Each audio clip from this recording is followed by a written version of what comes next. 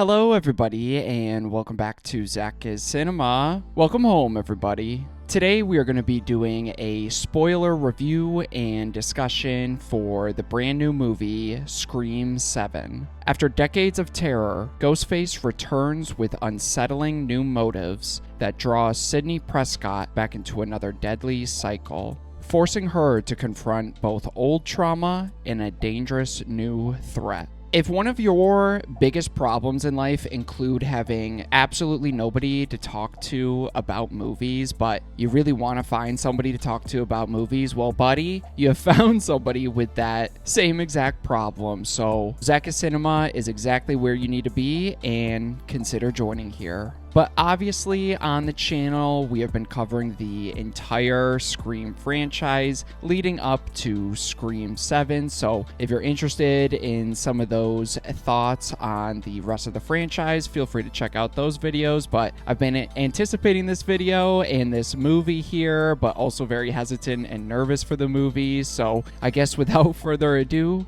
let's jump into the review section for the movie, starting with the positives or just the things that I enjoyed most about the movie. And the biggest positive I can give this movie is how cool and interesting, at least for me, it is to see Neve Campbell back in the main lead in a Scream movie. That alone, I feel like, gives this movie a sense of gravity or gravitas that the movie desperately needed, especially with all the bullshit going on with Spyglass. We'll get into some of that here throughout the video, but at least the best positive I can give this movie is, of course, Neve Campbell is great in the lead of one of these movies here. And I feel like for me, it's kind of unique and special to experience something like this because Scream 5 was the first Scream movie I got to experience in theaters. I was way too young to see any of the other ones, so I never got to experience a Scream movie with Sidney being the main character in a theatrical setting. So it made this one kind of feel unique and special to me in a way that I wasn't really anticipating. I feel like Neve Campbell in this movie does a really great job. She brings a sort of grounded, serious, and emotional weight to the role, even when these movies are so surrounded by pretty goofy, meta-heavy humor and premises. She still finds a way to make her character feel so realistic, lived in, and someone that you want to follow throughout a movie. And at this point, I don't really even see Neve Campbell anymore. I just see Sidney Prescott, which I think is a huge testament to how she really fully embodies this character. And I feel like this movie continues that positive trend of the Scream franchise of showing some really great character progressions.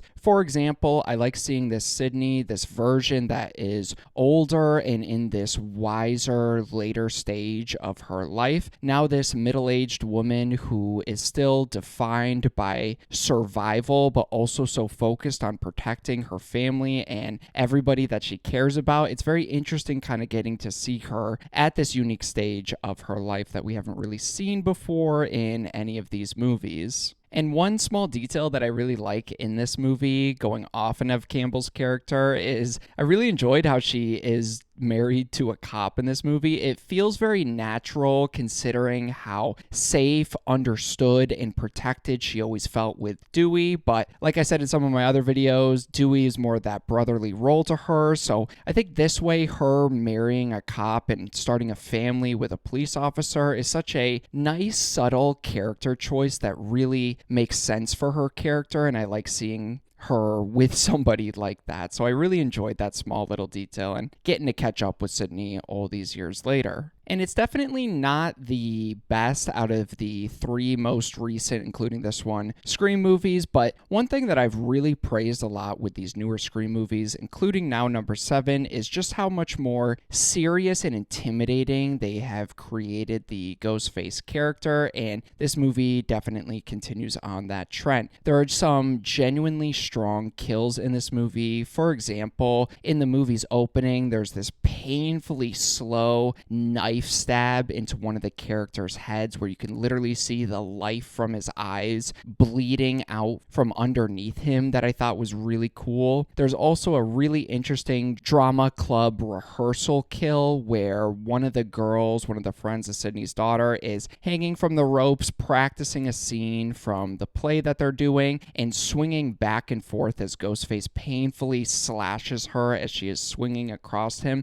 and then takes one final blow of just hanging his knife up and gutting her, where all the guts just spill out onto the stage floor and she's just swinging back and forth, and you get some cool shots of just her shadow with the bright stage lights beaming on her. She's just slowly swinging back and forth with all her guts hanging out. Absolutely adored that kill. That's definitely a huge one, huge standout one for this franchise. And I also really love the Ghostface kill where he stabs one of the characters' heads in this bar through a beer tap kind of lever thingy. I don't know if there's a specific name for it, but then he stabs that character through his head with the beer tap, turns the beer tap on, and through his mouth, it's a mixture of blood and beer. I thought that one was super funny, super gnarly, just the creative kills that I've always been looking for with this franchise. I feel like these newer Scream movies have really embraced its slasher roots, and that is a huge positive I can give this movie, is it at least continues on that trend here. And on top of that, I like how the director of this movie, I believe Kevin Williamson, leaned into a more creepier, unsettling Ghostface. I don't think it's the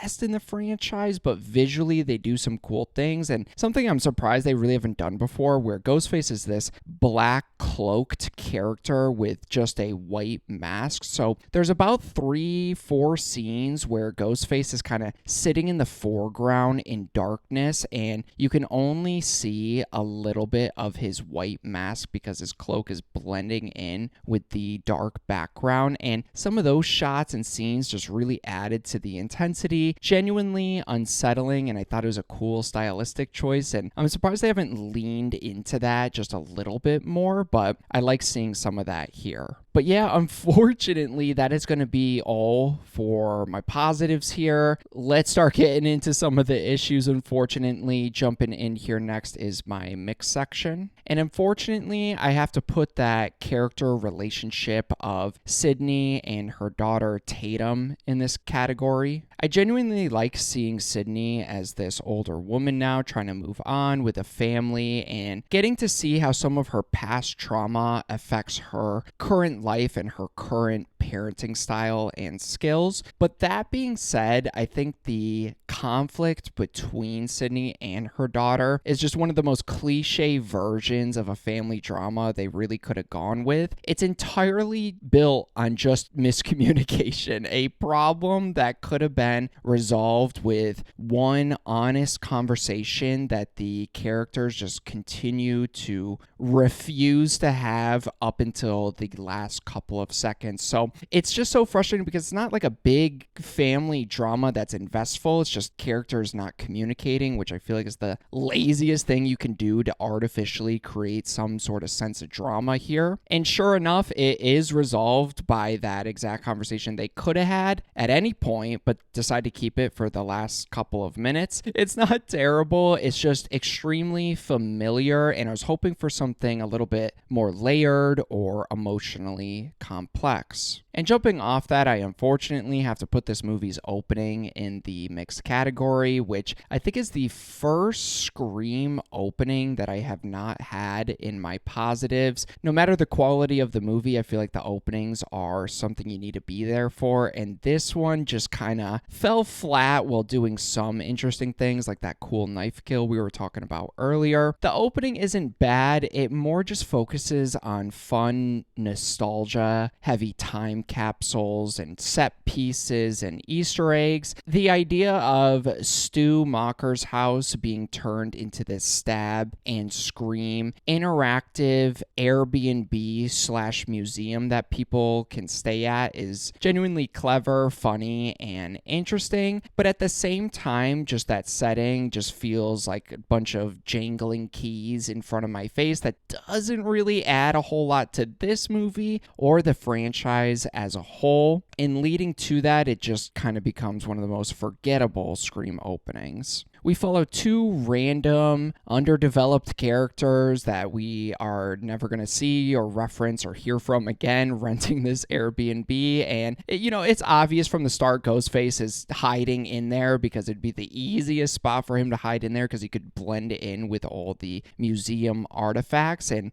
obviously he does, and that's exactly how it plays out. Parts of the opening, like the chase itself, is very intense. There's some gory, well-executed parts to the opening, but narratively it just kind of feels pointless and hollow. If the goal of doing that, attacking someone at Stu Macher's house and then burning it to the ground, was to lure Sidney back to Woodsboro, that really makes no sense. She obviously made it pretty clear she wasn't coming back after Scream 6, and after all of that, if she didn't come back, I don't know why this would all of a sudden make her come back. Like, it's not too personal to her. It's not like Ghostface is attacking a family member here, just two random strangers in a house that Sidney has a legacy with, of course, but I just don't get the point, especially when Ghostface burns the entire house down. It's very cool visually, but we're never given a reason why. We never even return to it or reference it or acknowledge that moment ever again. It just ends up feeling like a waste of time, just purely for nostalgia and Easter egg reference rather than anything story or motivation related, which just left me so frustrated. And as soon as I saw that, I'm like, okay, I'm tempering my expectations just even more here.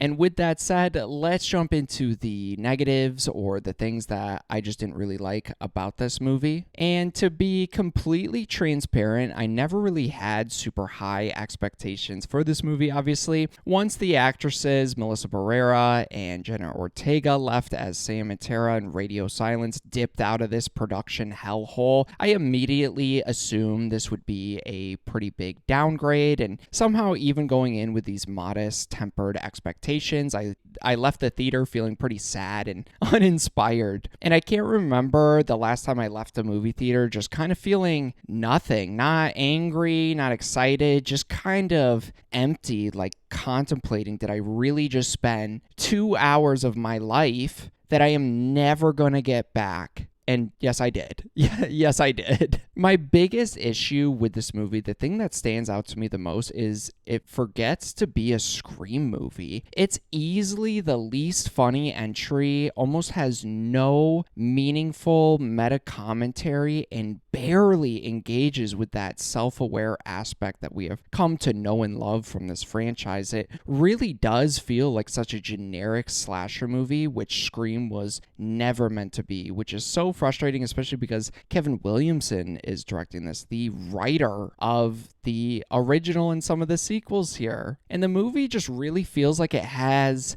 nothing it's saying, nothing it's spoofing, or nothing it's trying to add its 2 cents into.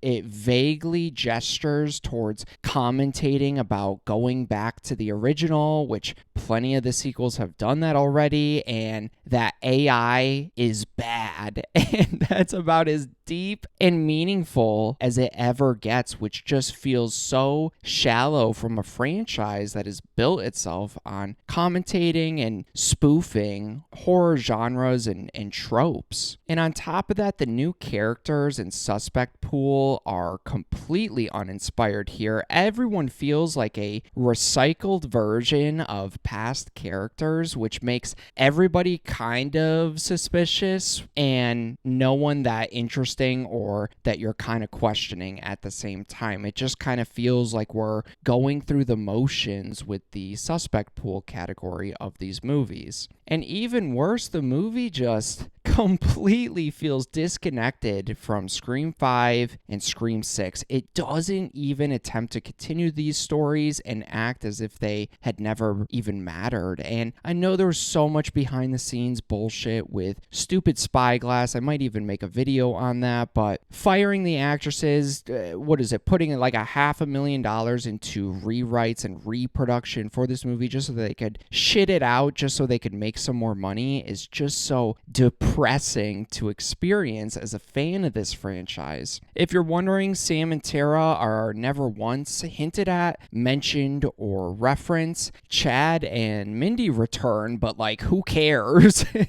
Neither of them ever acknowledge Sam and Tara's absence, making the previous films really feel pointless. And guess what, guys? A surprise to nobody, Chad and Mindy here get stabbed again and survive again and contribute nothing to the story. They have so much less to do in this movie. It almost feels like they were contractually obligated to be here. They disappear for most of the movie and reappear at the end just to confirm that, yes, they're alive here, which, like, at this point, who gives a shit?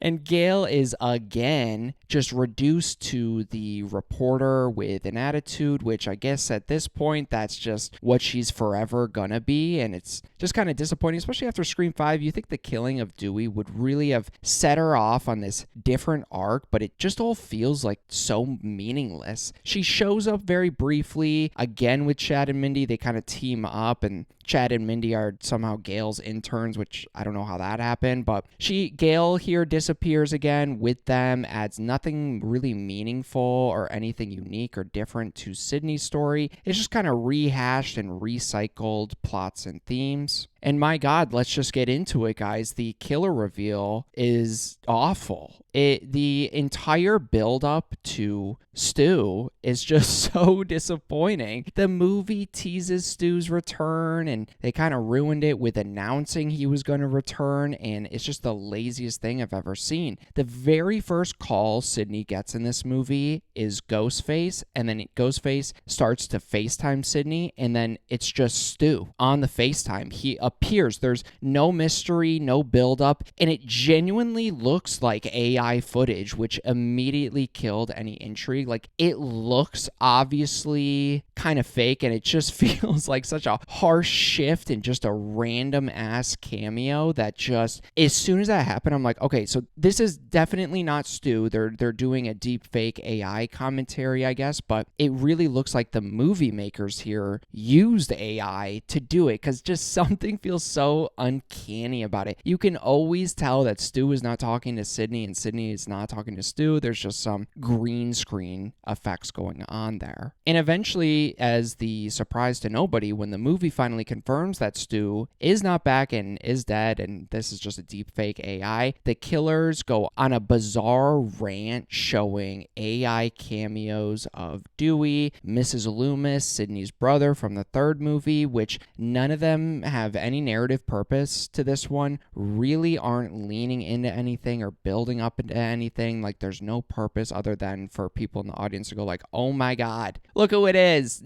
This is so exciting, but it's not. It's really not. And my God, maybe this movie could have been saved with these killer reveals, but easily the worst of the franchise, the worst part of this movie is these killer reveals. So there's 3 Ghostface guys. Let's break them down here. One is a random escaped psychiatric patient who appears once in a half a second scene looking at Sidney, kind of weird, in her coffee shop, says nothing, and then gets unmasked halfway through the movie, which is kind of interesting because everyone's like, oh my God, like, nobody knows this guy. This is kind of weird, but they don't really do anything with it. So that guy just kind of leads to nothing. And then the second killer is another psychiatric facility employee who appears in one scene, and is so suspicious he might as well have introduced himself as, hi, I'm one of the Ghostface, Gail and Sidney. Just letting you know, like, he's so obvious when they go and research that other Ghostface killer that they just hit with the car in the middle of the road, and this employee is kind of showing them around. I'm like, this guy is sketch as hell, but I didn't really think anything of it because he's just a one-off character that literally never reappears. I'm not exaggerating that. He shows up in one scene to the point when he unmasks himself at the end of the movie. I genuinely had no idea who he was until like a couple minutes later. I'm like, oh, is that him? Oh, like, okay. Like, when he took off his mask, I was like, I don't know who that is. And I've never had that happen in a Scream movie. And guys, the third killer is Sidney's neighbor, Jessica, played by Anna Camp. And I counted on my hand how many times she showed up in the movie. 3 times. She has 3 very, very brief scenes, and this character just with no meaningful on-screen presence or relationship with Sidney or the events of the situation going on. And she shows up and I'm like, the neighbor, I had to look up her name. Like, what are we doing here? And I think her motivation is just what is so insulting with this movie, is that she is going to kill Sidney because Sidney's book from the 4th Scream movie inspired her to leave her abusive husband and kill him. But seeing Sidney go into hiding, just kind of focusing on her family and ignoring the events of Scream 6 and not going out to New York City, she in some roundabout way felt so betrayed and heartbroken that she now decides the solution is to traumatize Sidney's daughter Tatum by killing Sidney right in front of her in a roundabout way of creating a new Sidney so she can somehow feel inspired again to maybe kill her next husband or boyfriend. Like, I didn't understand what the ultimate goal here was. It really just felt like nothing. It doesn't make sense. The more I talk about it, the more confused I kind of get. There's no emotional weight, no buildup, no real connection between these characters, and it kind of feels like an idea that was pitched on set like 5 minutes before they started filming, and just no one took a couple minutes to think this through. And it just kind of sounds like I'm making it up with how nonsensical it is, but it just feels so disconnected. Like, we're bringing the franchise back to Sidney, we're going back to the roots, we're attacking her new hidden personal family. Who is this killer going to be? It has to be deeply tied to Sidney, and the reveal is her neighbor and then 2 random characters that only get introduced in this movie, and her neighbor's the only in this movie. So it's like, who cares? Who cares at this point? I feel like I'm going on a rant here, but overall, I will say that Scream 7 benefits immensely from Neve Campbell's return and some genuinely strong slasher imagery in here, but its empty commentary, incoherent killer motivations, and a complete disregard for the previous films make this feel like a total waste of time, emotionally hollow, and a disappointing entry in this franchise. So for my rating for this movie, I don't even know. This is a movie I will never watch again. I will never rent again. I will never ask my friend to illegally download this on his Plex server, because I just have no reason, no purpose to ever return to this movie. If I want a Scream movie, I literally have 6 others I can choose from. So that's about it here, guys. Please let me know your thoughts here on Scream 7. I hope you enjoyed this spoiler review, more like a rant and brain dump, but please let me know what you thought of Scream 7. Are you the complete opposite to me? I'd love to hear your thoughts and feelings if you are. Do you agree with me? Are you somewhere a little bit more mixed? Were you anticipating this was just going to be a piece of shit movie anyways and not that disappointed? Or did you have some hope, excited to see Sidney, thinking they were going to do something different? Please let me know all that information down below here, but you have my thoughts here. That's about it. I appreciate anybody watching my videos, so thank you so much, and yeah, look forward to more ZakIsCinema coming very soon.